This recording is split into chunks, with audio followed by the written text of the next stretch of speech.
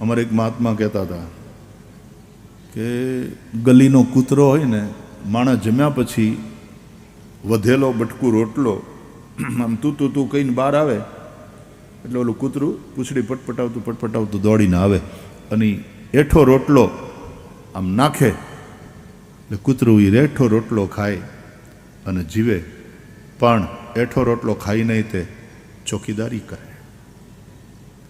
રાતના કોઈ અજાણું આવે, રાતના કોઈ ચોર આવે, એ તરત ભસવા માંડે.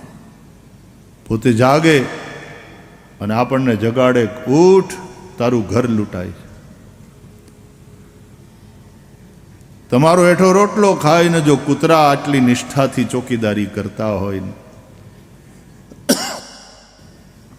તમારા ઘરના લૂંટતું બચાવતા હોય, તો એ મહાત્મા બહુ સરસ કહેતા હતા કે તમે સમાજ અમને લોકોને તો રોટલો પહેલાં ખવડાવો છો, અમને જમાડીને પછી જમો છો.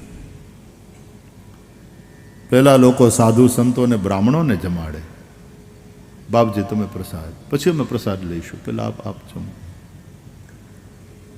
તો જે સમાજે સાધુ સંતોને બ્રાહ્મણોને પહેલાં રોટલો ખવડાવી આટલા ભાવથી અને પૂજા છે, ત્યારે એ જાગતા રહે, એ ચોકીદારી કરે અને સનાતનનું ઘર લૂંટાય નહીં એ જોતા રહે. એ તો એનો ધર્મ છે, નહીં તો કૂતર્યામાંથી ગયા કહેવાય. આવું એ મહાત્મા કહેતા હતા અને વાત ગમી. સતત જાગતો રહે.